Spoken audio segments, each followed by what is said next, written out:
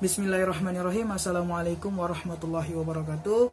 Di sini kami dari kelompok 1, tugas pemeriksaan akuntansi, materi tentang audit terhadap siklus jasa personil, pengujian, pengendalian, dan pengujian substantif.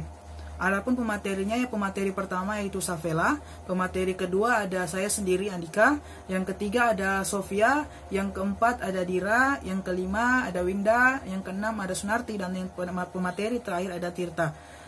Saya selaku moderator akan memandu jalannya diskusi atau memandu jalannya presentasi pada hari ini. Gitu.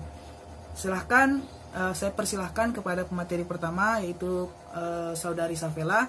Kepada Saudari Safela saya persilahkan. Bismillahirrahmanirrahim. Perkenalkan, nama saya Safela Mediana Yuesia. Saya dari kelas pemeriksaan akuntansi C. Di sini saya dari kelompok pertama. Saya akan menjelaskan tentang siklus jasa personil. Di mana siklus jasa personil ini dalam perusahaan manufaktur melibatkan fungsi personalia, fungsi keuangan, dan fungsi akuntansi.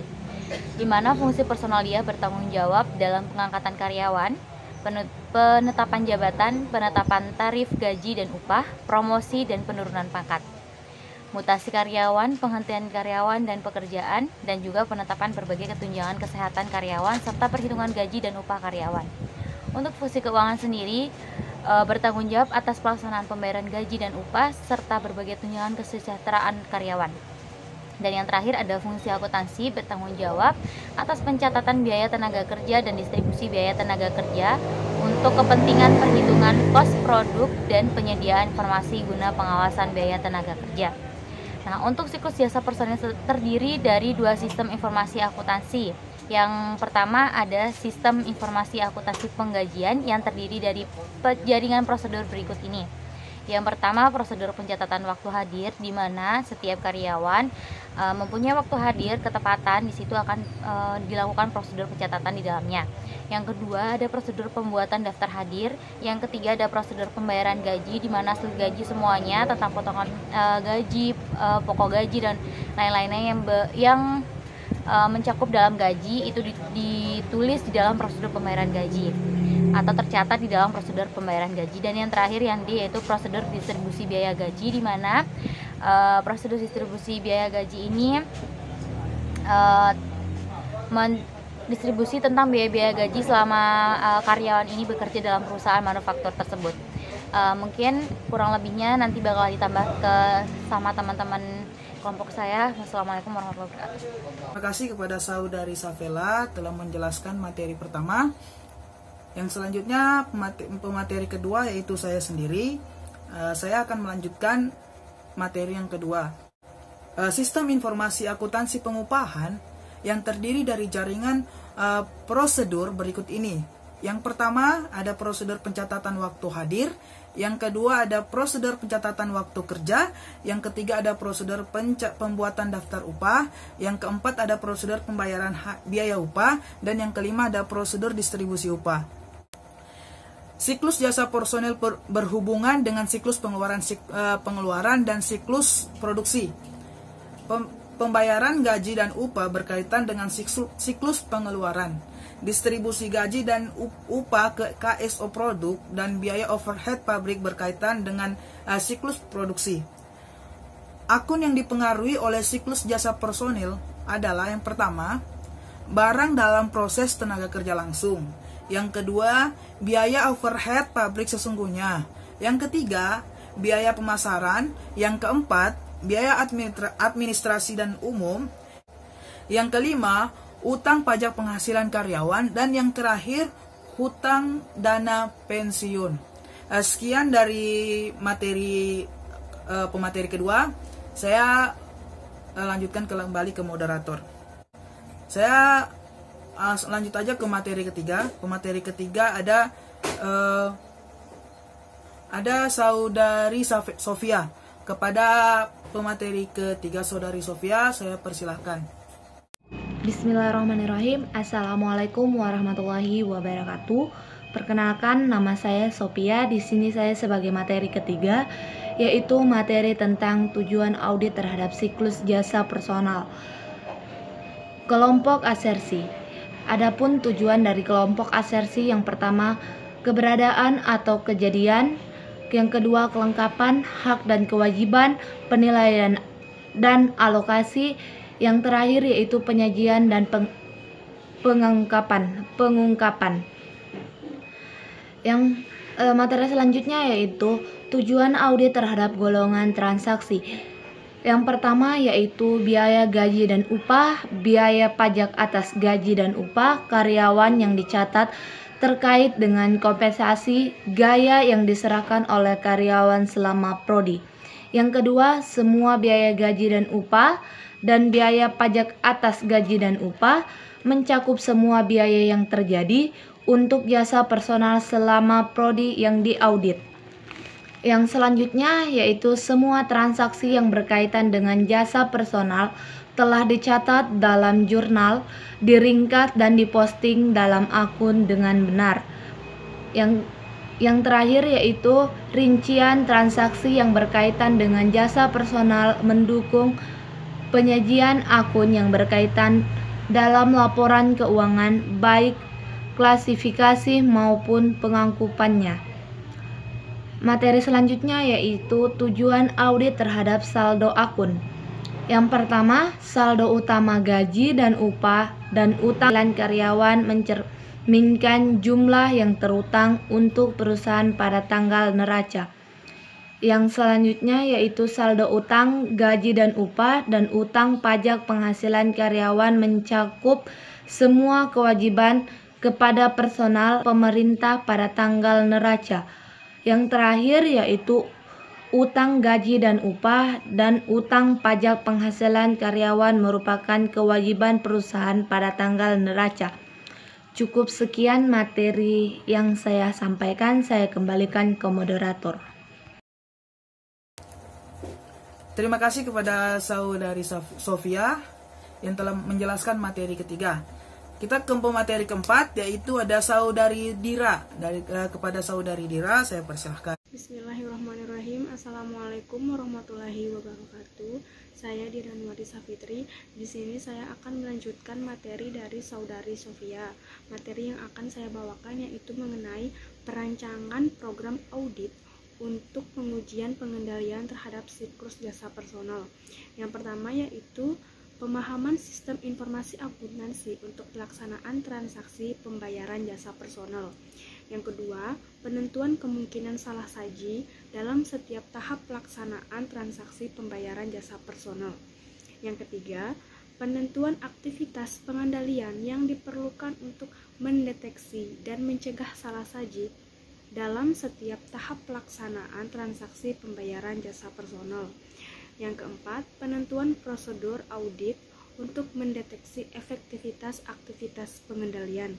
Dan yang kelima yaitu penyusunan program audit untuk pengujian pengendalian terhadap transaksi. Demikian materi dari saya. Wassalamualaikum warahmatullahi wabarakatuh. Terima kasih kepada saudari Dira yang telah menjelaskan materi keempat. Materi kelima yaitu dibawakan oleh saudari Winda.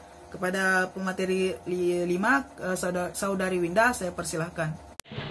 Assalamualaikum warahmatullahi wabarakatuh. Saya Winda Febriani. Di sini saya akan melanjutkan materi yang telah disampaikan oleh teman saya, yaitu tentang sistematika uraian. Uraian tentang perencanaan program audit untuk pengujian pengendalian terhadap siklus jasa personel disajikan dalam sistematika berikut ini. Salah satunya itu fungsi yang terkait. Berbagai fungsi yang terkait dalam siklus jasa personel berada di tangan unit organisasi berikut, yaitu fungsi penerimaan pegawai, unit organisasinya bidang kepegawaian. Selanjutnya fungsi pencatatan waktu, unit organisasinya bidang pencatatan waktu. Selanjutnya fungsi pembuat daftar gaji dan utang, unit organisasinya bidang gaji dan upah. Selanjutnya fungsi pembuat bukti kas keluar, unit organisasinya bidang utang. Selanjutnya fungsi pembayar gaji dan upah, unit organisasinya bidang jasa. Selanjutnya fungsi akuntansi biaya, unit organisasinya bidang akuntansi biaya. Selanjutnya fungsi akuntansi umum, unit organisasinya bidang akuntansi umum. Mungkin Mungkin sekian yang dapat saya sampaikan. Selanjutnya akan dijelaskan oleh teman saya. Wassalamualaikum warahmatullahi wabarakatuh. Terima kasih kepada Saudari Winda telah membawakan materi yang kelima. Selanjutnya saya ke pemateri ke-6 yaitu Saudari Sunarti. Kepada Saudari Sunarti yang membawakan materi ke-6 saya persilahkan. Bismillahirrahmanirrahim. Assalamualaikum warahmatullahi wabarakatuh. Perkenalkan, nama saya Sunarti. Di sini saya akan melanjutkan materi dari pemateri sebelumnya. Di sini saya akan menjelaskan dua materi. Yang pertama yaitu tentang dokumen. Nah, dokumen sumber dan dokumen pendukung yang digunakan dalam siklus jasa personil yaitu dokumen transaksi yang pertama yaitu pencatatan biaya gaji dan upah. Untuk dokumen sumbernya itu berasal dari bukti kas keluar dan dokumen pendukungnya dari rekap daftar gaji dan upah. Dokumen transaksi yang kedua yaitu pencatatan pembayaran gaji dan upah. Nah, untuk dokumen sumbernya itu sama dengan yang pertama tadi dari bukti kas keluar, dan untuk dokumen pendukungnya dari daftar gaji dan upah. Dokumen lengkap yang digunakan dalam siklus pengujian dan pengupahan sebagai berikut. Yang pertama yaitu dokumen pendukung dan perubahan gaji dan upah. Yang kedua, kartu jam hadir. Yang ketiga, kartu jam kerja. Yang keempat, daftar gaji dan upah. Yang kelima, rekap daftar gaji dan rekap daftar upah. Yang keenam, surat pernyataan gaji dan upah. Yang ketujuh, amplop gaji dan upah. Dan yang terakhir yaitu bukti kas keluar. Nah, materi selanjutnya yaitu tentang catatan akuntansi. Catatan akuntansi dalam siklus jasa personil di sini terbagi menjadi 4. Yang pertama yaitu jurnal umum, yang kedua yaitu kartu kas produk, yang ketiga yaitu buku pembantu biaya, dan yang terakhir yaitu kartu penghasilan karyawan. Mungkin hanya itu materi yang dapat saya sampaikan, lebih kurangnya saya mohon maaf. Wabillahi taufiq wal hidayah. Wassalamualaikum warahmatullahi wabarakatuh. Terima kasih kepada Saudari Sunarti telah membawakan materi ke-6. Selanjutnya pemateri terakhir yaitu Saudara Tirta. Kepada Saudara Tirta saya persilahkan. Assalamualaikum. Perkenalkan, nama saya Tirta Setiawan. Di sini saya akan menyebutkan materi tentang aktivitas pengendalian yang diperlukan siklus jasa personal. Aktivitas pengendalian yang dapat mencegah dan mendeteksi salah gaji, salah saji, mencakup yang pertama, fungsi pencatatan waktu hadir harus terpisah dari fungsi operasi. Yang kedua, otorisasi dari manajer yang berwenang meliputi A. Setiap orang yang namanya tercantum dalam daftar gaji dan upah. B. Setiap perubahan daftar gaji dan upah karyawan karena perubahan pangkat, perubahan tarif gaji dan upah, serta tambahan keluarga.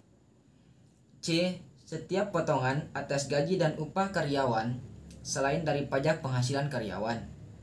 D. Kartu jam hadir. E. Perintah lembur. F. Daftar gaji dan upah. G. Bukti kas keluar untuk pembayaran gaji dan upah.